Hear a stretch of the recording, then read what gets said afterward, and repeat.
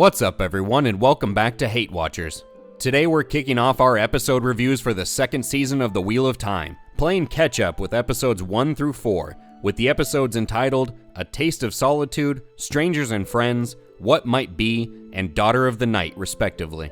Just a heads up that these reviews will be a bit more abbreviated as we catch up on the show after being out of town. But this week we should be back to our regularly scheduled programming.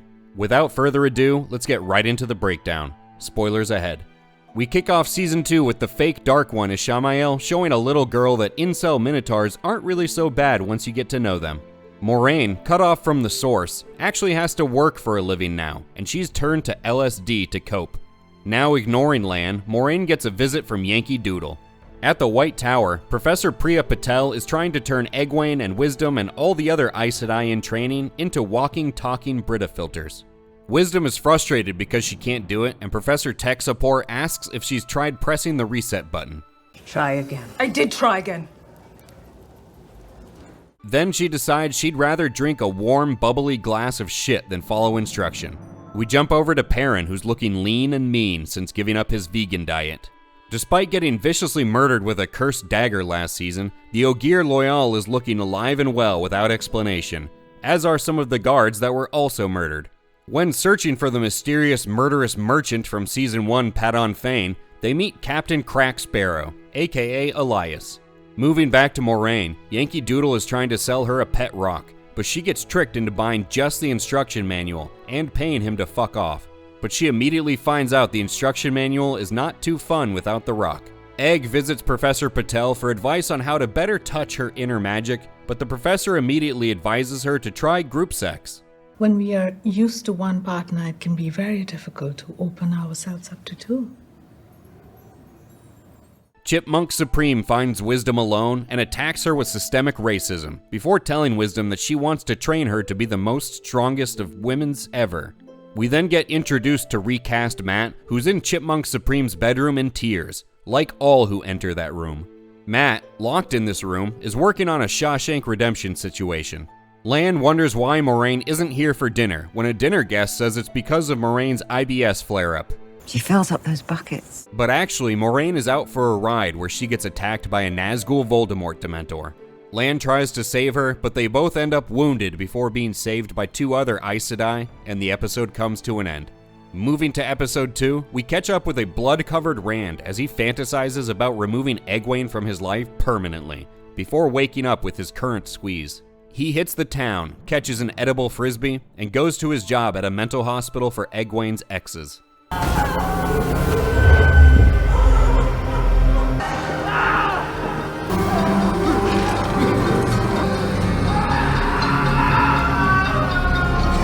We find Moraine and Lan in recovery, and Moraine says that they need to head to the White City Academy, despite her getting expelled last season. Chipmunk Supreme brings recast Matt a Danish, and he tries to seduce her, unsuccessfully. Egwene meets Princess Prissypants, a new fellow novice who just so happens to be the heir to the world. Moving back to Perrin's posse, Perrin is mocking the locals' hygiene. Light, the smell. Back in town, Rand heads home to plow, but things take a kinky turn. Wisdom trails Chipmunk Supreme, who snuck off to rendezvous with the rich husband she married for money. When she discovers that Wisdom had followed her, Chipmunk slaps her and calls her uppity. After finally removing one brick as part of this Shawshank Redemption project, Matt finds the Asian bartender in the cell next door, so he negotiates turning this into a glory hole, now dubbed the Jawshank Redemption Project. They then make the hole even bigger to take this party to the next level, but she quickly returns through the slimy hole. Elsewhere in town, Chipmunk goes to Wisdom's room and says, "Come on," before taking her to the Fallopian Arches of fate that will determine if she can join the Aes Sedai Felta sorority. Moraine brings up a nice memory to distract Lan from the fact that she's leaving him behind. Back to Perrin, he and his crew get attacked by the magical Mongols. He finds the ogre chained up and helps free him so he can go full Shrek mode and throw these Mongols out of his swamp. However, they're all eventually captured by Xerxes, leader of the magical Mongols. At his day job, Rand is surprised to see that the false dragon Loghain is one of Egwene's exes gone insane, and the episode comes to an end. We begin episode 3 with Wisdom looking on in fear of the Fallopian Arches of Fate, where her sorority hazing trials are about to begin. In the first trial, her dad is giving her a manicure when they're attacked by a group of men with dirty nails who hate manicures, but they're saved by a strong woman. Back in their cabin, Wisdom watches her parents get murdered without lifting a finger, and then heads back to the real world where the hazing continues with an ice bucket challenge. In the next trial, Wisdom wakes up in the monkeypox ward where she does some interpretive dance thinking it will lift the victim's spirits. She's then thrust into the third trial, which is just her falling through empty blackness while Lan's disembodied voice peppers her with compliments. She passes the third trial and gets engaged to the oldest Aes Sedai sister in Felta, but then comes to her senses and storms out. At the edge of the forest outside of the White City Academy, she bumps into Lan and then they tongue wrestle. But it's all revealed to be just another inception layer of her third trial, and she misses her off-ramp. Wisdom is lost forever, and for all intents and purposes, dead, leaving Chipmunk particularly disappointed because she thought Wisdom was so articulate. Jumping back to the magical Mongols and our main character captives, everyone is moshing hard when Xerxes interrupts them to lecture everyone about how they're partying on stolen land. Ugh. A powerful Slay Queen picks Uno, the most evilest of white males from the crowd, to deep-throat the horn of social justice. Rand brings the false dragon a bowl of hearty oatmeal, but Logain does inappropriate things with the spoon while maintaining eye contact with Rand and fantasizing. After his shift is done, Rand walks around town, bemoaning how many degenerate homeless there are in this city now. Egg learns that Wisdom was the latest victim of Felta's legendary hazing, and she snaps at Princess Prissypants.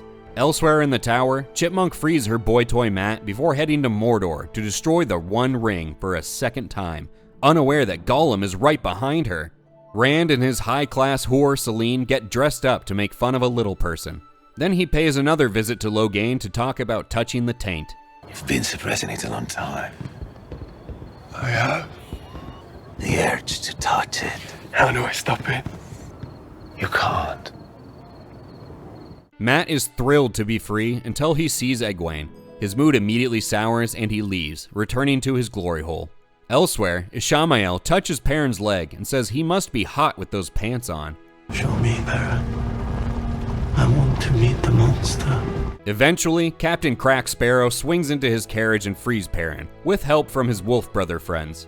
Rand plows Celine so hard that the roof catches fire.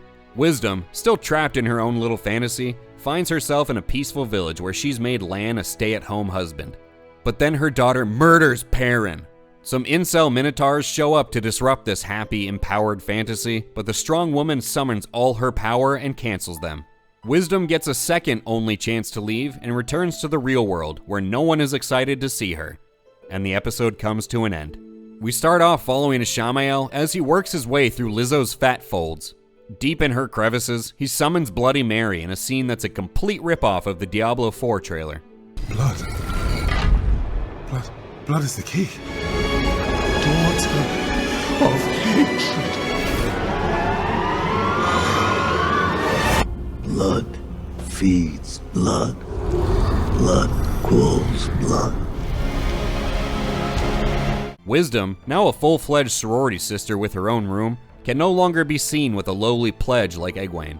Lan is at a multicultural heritage LGBT mixer where he's having a gay old time. Moraine breaks out some blunts and looks at a painting of her with a 10-year-old Emma Watson. Next, she visits Logain to start a knife fight, just living her best single life, before asking the false dragon to train Rand. Egg and Prissypants are cleaning up the shells left over from Chipmunk Supreme's noontime nut-noshing. Perrin and Crack Sparrow are eating raw meat when Perrin figures out this wolf's name is Hopper. You know, like from the books. Chipmunk finds Wisdom in this room and takes the opportunity to lecture her on what the sorority was like back when it was segregated. Wisdom, all high and mighty now, kicks a pledge out of the room to tell Egg that Perrin and the ogre are in trouble. The three bravely set out to help before Chipmunk puts them in timeout. Rand saves Celine from a Nazgul Voldemort Dementor, NVD for short, but in true, ungrateful, bitchy fashion, his whore repays his protection with distrust of his power, and he starts to leave, but she changes her mind pretty much instantly, and they plow. Priya Patel and the Gays, good band name, gossip about Lan before reading a prophecy about the daughter in the night, Lanfear, who seduces people.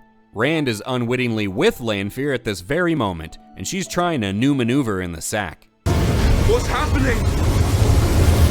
But then Moraine performs the bloodiest cock block in history before leaving with Rand, but Lanfear's eyes flicker back to life as the episode comes to an end. Well, we've reached that point in the video where we have to decide if this episode was a great watch or a hate watch. These episodes are all hate watches, but we will say that the show seems slightly better than Season 1 at this point.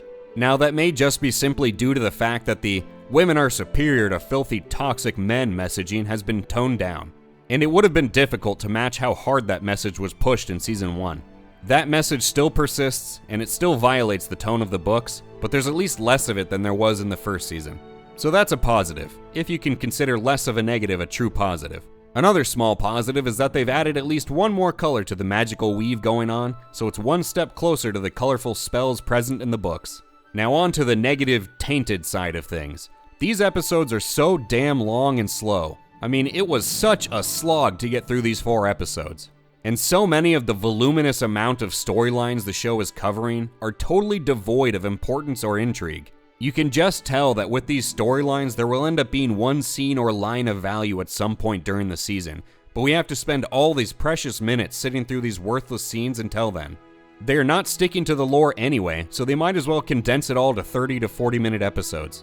Episode 1 was particularly slow, and it's not a good way to start the season. Speaking of the lore, this show is so far away from the source material at this point that we have to just call this adaptation what it is: fan fiction. I mean, if you listen to a summary of the second book in the series, The Great Hunt, its plot is completely unrecognizable after watching the show. From a 30,000-foot view, most of the events from the first season had some clear parable in the book. But man, this second season is just off in its own world from the sound of things. The books aren't going to be faithfully adapted here, and viewing it as a high-budget fanfiction loosely inspired by the original stories might actually allow you to enjoy a scene here and there. And, are they going to address the ogre in the room and explain how some of these people are alive? The ogre and guards, killed by a cursed dagger. Is any of this ringing any bells? And hey, is there going to be any talk about Egwene bringing Wisdom back to life in the last season? No? Okay. But just for the life of me, I can't tell you who the creators think this show is for. We're too far removed from the source material for book fans to be invested. The tonal shifts and fundamental changes made to the main characters and their relationships are a bridge too far to forgive. And we're way too deep into the ever-sprawling lore without explanation for casuals to really get into it. Each episode is basically an hour of name drops of people and groups and locations that have no explanation for the uninitiated. So outside of the 14 Twitter-addicted barking seals who crave Yas Slay Queen content, I don't know who would be enjoying this show. It's deviated too far from the lore to appease book fans, and it's too lore-dense for most casuals. It's bewildering. It would be shorter to point out the similarities between the second book and the show, because there are so few of them. But let's go over some of the more obvious disparities from the Great Hunt book. First off, Book Rand wasn't spending 4 episodes plowing Lanfear's alternate identity Selene. He was attracted to her, but they were never that close. Also, Book Lanfear wouldn't survive these wounds. Even the most powerful Forsaken are still vulnerable to these types of wounds that would kill any other mortal. The show cuts out the entire beginning portion of the book, which many people liked. And related to that, of course, Rand never ran away at this point in the books. He's still around everyone else and training with Lan. Matt was also not on the fringes of the story, as he too was there with everyone. Uno's death is a big deviation, and Logain's character is completely different, as is Perrin's character and his story. Now, for all the mistakes, Rand's storyline still interests us, and him delving into the madness bubbling inside him could end up being enjoyable, even though it deviates from the story of the Great Hunt. The Shan Chan magical Mongols seem to be handled pretty well too, although some background on who they are and what they want wouldn't hurt. And it's a good change this season to have well-defined lead antagonists in Ishamael and Lanfear, as opposed to the menagerie of minions we had in Season 1. So while this season at this point is a slight step up from Season 1 in a number of ways, it's still not Robert Jordan's Wheel of Time, and this fanfiction has no intention of being a faithful adaptation. Did you end up checking out Season 2 after the mess that was Season 1? For those who read the books, what differences did you catch that we didn't mention? Do you even recognize this as the story of Wheel of Time, or has it strayed too far? Let us know in the comments below. Also, remember to like the video if you liked it, and subscribe to HateWatchers to stay up to date on the Wheel of Time. Thank you for watching our fanfiction of a fanfiction today, and we'll catch you on the next one.